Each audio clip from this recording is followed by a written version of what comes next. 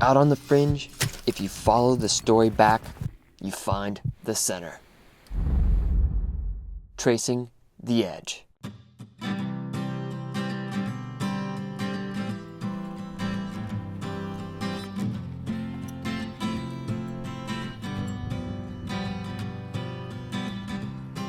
You know, my dad had an old selection of gear that was super outdated, and I would play with gear and put chocks in the deck in my parents' backyard and stuff like that.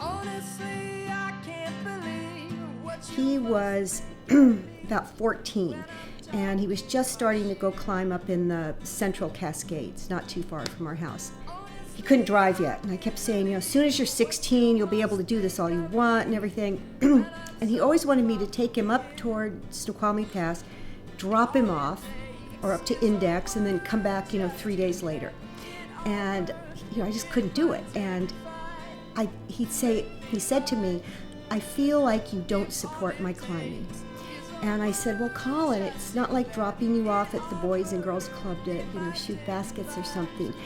And he was still like really small and skinny, and he just looked up at me and he said, but this is what I do.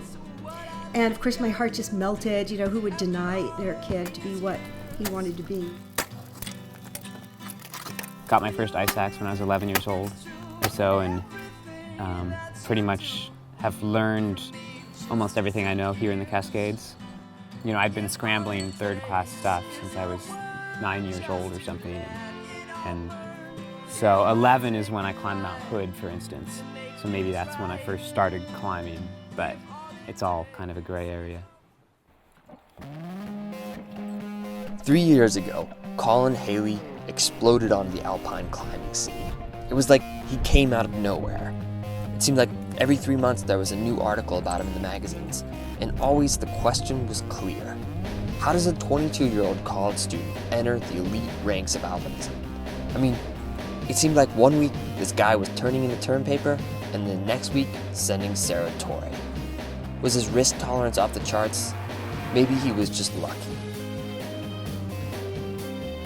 I see a lot of people who are really good climbers, and they're on an alpine route, and even if they're acing the route finding, the climbing's easy for them, everything should be going fine, they falter simply because they constantly feel, not at ease and worried and nervous because they're out of their element.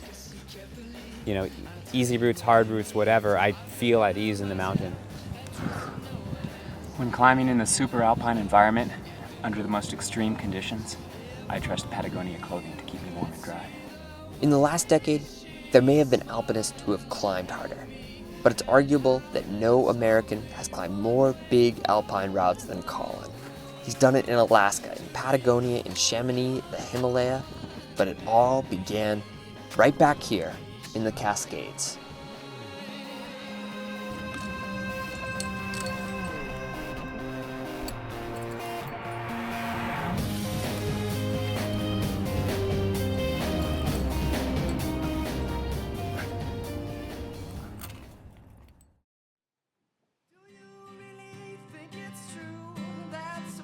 Forbidden is the first climb I did that was a legitimate, alpine route that involves all sorts of difficulties. It's got a glacier that's pretty broken up. It has a steep couloir, 50-degree neve, and then a long alpine ridge.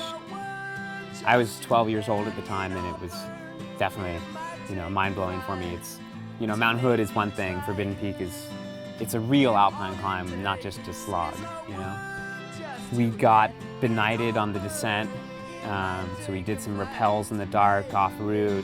We got back to our bivvy super late, and when I was 12 years old, I was so worked. My brother and I just passed out instantly.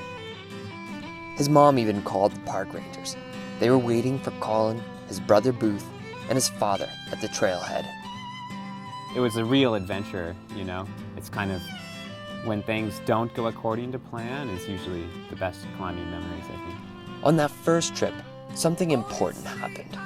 A 12-year-old Colin Haley stood on Forbidden's summit. He looked across the valley and stared at the north face of Johannesburg. The north face is it's a solid 1,500 meters of relief, and it's right across the valley from Forbidden Peak. So I remember when I was 12 approaching Forbidden and looking back at this big steep face covered with hanging glaciers and thinking, that's insane, you know, I couldn't imagine people climbing it.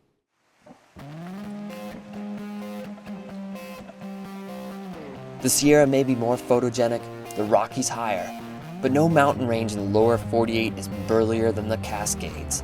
No set of mountains could prepare you better for the world's great ranges. This is the story of how to connect the dots, how to move from one peak to the next, until a backyard range leads to the world's hardest to reach summits. Oh, I was thinking for water bottles, we've got the 4-liter dromedary cached. Yeah. I was thinking we take just that and 2 Nalgene's. Music today by Ken Christensen off his double disc album Sunlight Shadow. Colin's episodes are brought to you by La Sportiva. Whether it's a 10-foot tall boulder or a 5,000-foot wall of snow and ice, La Sportiva makes the technical footwear for your next big send. For more articles and videos, visit www.sportiva.com or catch up with them on Facebook. And of course, none of this would happen without the generous support of Patagonia. You can catch the newest installment of Tracing the Edge and find other stories and videos online at patagonia.com. Stay tuned for Colin's next episode.